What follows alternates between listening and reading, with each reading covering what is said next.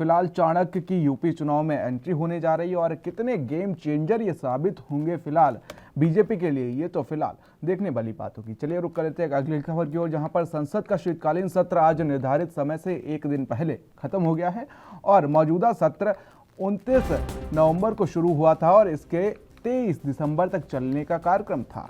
सत्र की समाप्ति के बाद से केंद्रीय संसदीय कार्य मंत्री प्रहलाद जोशी ने बताया कि मौजूदा सत्र के दौरान लोकसभा में 82% और राज्यसभा में 87% कामकाज हुआ है, तो वहीं 12 राज्यसभा सांसदों के निलंबन के मुद्दे पर विपक्ष के हंगामे और बार बार स्थगन के कारण उच्च सदन में कामकाज पर काफी असर देखा गया। प्रहलाद जोशी ने शीतकालीन सत्र की समाप्ति पर कहा कि संसद में विपक्ष ने जनता से जुड़े मुद्दों पर चर्चा नहीं की और शोर शराबा किया, जो दुर्भाग्यपूर्ण है। उन्होंने कहा कि विपक्ष को जनता से जुड़े मुद्दों पर चर्चा नहीं करना, आसन पर के पास आकर शोर शराबा करना और नियम पुस्तिका फेंकना दुर्भाग्यपूर्ण है। विपक्ष ने महंगाई के मुद्दे पर चर्चा की मांग की थी, सरकार चर्चा को तैयार थी और लोकसभा अध्यक्ष के साथ राज्यसभा के सभापति ने इस पर चर्चा की मंजूरी दी थी, लेकिन कार्यसूची में सूचीबद्ध होने के बावजूद विपक्ष दल चर्चा को तैयार नहीं थे। आधिकारिक आंकड़ों के अनुसार लोकसभा के 18 बैठकों के दौरान 9 विधेयक पारित हुए, जिसमें से कृषि कानून के वापस लिए जाने का बिल भी शामिल है और इस दौरान अलग अलग मुद्दों पर लोकसभा में 83 घंटे 12 मिनट के लिए चर्चा हुई और शीतकालीन सत्र से पहले 3 हफ्तों की 15 बैठकों के दौरान राज्यसभा ने 6 बैठकों के लिए प्रतिदिन 1 घंटे का भी कम समय तक कार्य किया है।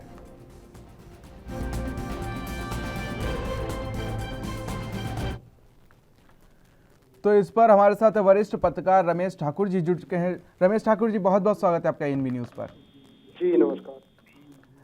ठाकुर जी, जिस तरीके से एक बार फिर से संसद जो है वो हंगामे की भेंट चढ़ गया है और विपक्ष जो मुद्दे पर बात करना चाहता था फिलहाल वो भी उसी हंगामे के साथ उस नाव में सवार होकर उस पार चले गए। देखिए, मुझे लग रहा है लोकतांत्रिक व्यवस्था के लिए और संसद के दोनों सदनों के लिए और विशेष तौर पे आम जनता के लिए ये जो परिपाटी जो चल पड़ी है और नया जो चलन चला है कि संसद के दोनों सदनों में सिर्फ हंगामा होगा, काम नहीं होगा, ये बहुत नुकसानदायक है। क्योंकि आने वाले वक्त में अगर ये चीजें और होती रही तो मुझे लग रहा है, क्योंकि एक लोकतंत्र का मंदिर कहा जाता है, क्योंकि देश में क्या होना है, साल भर की योजनाएं क्या बननी है, वो सारे का खाका वहीं पे बनता है। लेकिन मुझे लग रहा है जब हंगामा होगा तो ये चीजें हो नहीं पाएंगी, पॉसिबल नहीं होगा। अब ये मौजूदा सत्र से पहले अगर हम बात करें, जब वर्षाकालीन सत्र हुआ था उससे पहले जो सत्र हुआ था, दोनों भी सत्रों को आप देखो तो टाइम से पहले खत्म कर दिया गया और दोनों में कमोबेश स्थिति ऐसी ही रही थी, उस समय भी नहीं हुआ था। लेकिन अब ये तो हो गया, अब इसमें निवारण कैसे हो, इस पे हमें बात करने की जरूरत है। इसमें सरकार को भी बात करनी की चाहिए और विपक्षी पार्टियों को भी करनी चाहिए।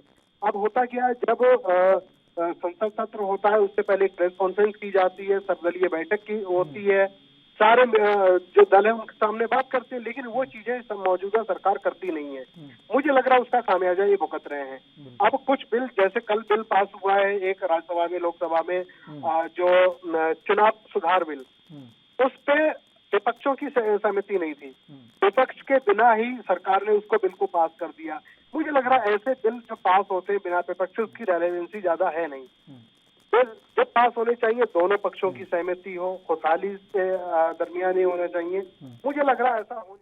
चलिए रमेश ठाकुर जी, फिलहाल एक बार फिर से संसद जो है वो हंगामे की भेंट चढ़ चुका। तो संसद में एक बार फिर से शीतकालीन सत्र जो चल रहा था वो हंगामे की भेंट चढ़ चुका है और निलंबित सांसद जो 12 सांसद जिन पे मानसून सत्र में जो हंगामा हुआ था और उस पर जो कार्रवाई हुई है उसके चलते 12 सांसदों को निलंबित कर दिया गया था।